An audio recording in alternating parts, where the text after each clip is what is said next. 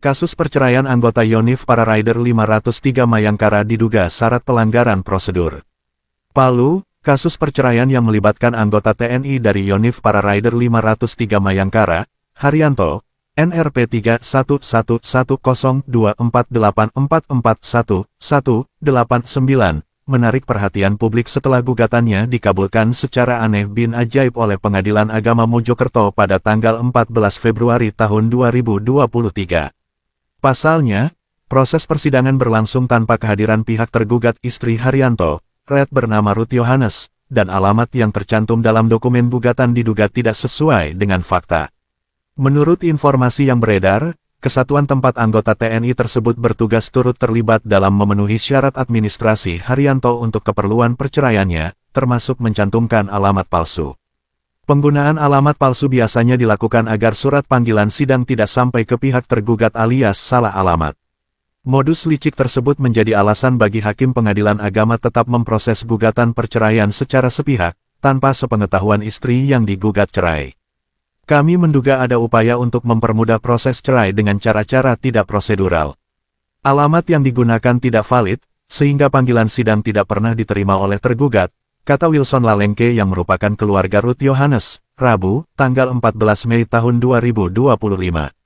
Pelanggaran prosedur hukum. Wilson Lalengke juga menyoroti kemungkinan pelanggaran hukum oleh Haryanto mengingat Undang-Undang Perkawinan dan Hukum Acara Perdata mewajibkan pemanggilan tergugat dilakukan secara sah, termasuk memastikan pemberitahuan sampai ke alamat yang benar. Jika terbukti ada pemalsuan alamat dan atau upaya menghalangi panggilan sidang, maka putusan tersebut dapat dibatalkan alias batal demi hukum, tegas alumni PPRA 48 Lemhanas RI tahun 2012 itu. Sampai saat ini, Komandan Yonif Para Rider 503 Mayangkara belum memberikan pernyataan resmi. Namun, pada 2023 lalu, Pasi Intel Yonif 503 sempat memberikan klarifikasi melalui WhatsApp kepada Ruth Yohanes, menyatakan bahwa permohonan cerai bukan berasal dari kesatuan, melainkan dari pengadilan. Tambah aneh lagi, apa hak pengadilan menyampaikan permohonan cerai, dan pengadilan bermohon kepada siapa?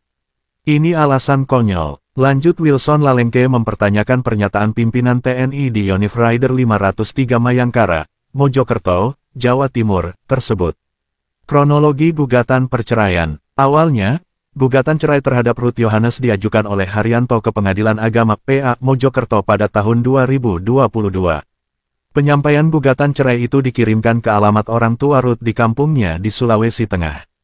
Tergugat Ruth Yohanes membalas surat panggilan dari PA Mojokerto, yang pada intinya menolak digugat cerai, dan hakim mengabulkan pencabutan perkara gugatan. Selanjutnya, dilakukan lagi permohonan gugatan cerai yang kedua pada tahun 2023. Gugatan ini diduga kuat dibuat dan disampaikan oleh kesatuan tempat Haryanto berdinas ke PA. Dalam proses gugatan kedua ini, pihak penggugat disinyalir menggunakan alamat palsu dalam mengirimkan pemberitahuan dan undangan persidangan gugatan cerai. Penggunaan alamat palsu itu menyebabkan Ruth Yohanes tidak mengetahui bahwa dirinya digugat cerai oleh suaminya, Haryanto.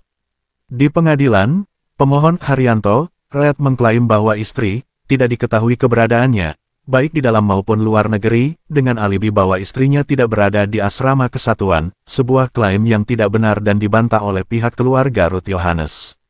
Yang sebenarnya terjadi, Ruth Yohanes berada di luar kesatuan untuk menyelamatkan diri akibat di-KDRT oleh Haryanto. Juga, jika benar ingin memberitahukan gugatan kedua itu, pemohon dan pengadilan dapat mengirimkan informasi ke alamat orang tua Ruth Yohanes. Pengadilan akhirnya memutus menerima gugatan cerai Haryanto, yang diketahui oleh Ruth Yohanes 6 bulan kemudian setelah putusan PA Mojokerto itu. Kasus ini menimbulkan dugaan kuat adanya pemalsuan dokumen dan pelanggaran prosedur yang dilakukan oleh Haryanto yang didukung kesatuannya. Berdasarkan fakta kasus gugatan cerai sepihak anggota TNI bernama Haryanto itu, publik akhirnya ramai mempertanyakan transparansi proses hukum di lingkungan TNI. Dalam proses perceraian yang terjadi, pihak termohon cerai, yakni Ruth Yohanes, sebagai istri dengan satu anak dari perkawinan keduanya, pasti dirugikan.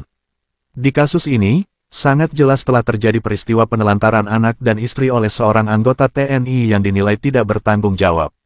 Saya sangat menyesalkan adanya anggota TNI yang saya nilai amat bejat, hanya mau menitipkan spermanya di rahim seorang perempuan dan kemudian tidak bertanggung jawab atas hasil hubungannya dengan perempuan itu, sebut Wilson Lalengke-Graham.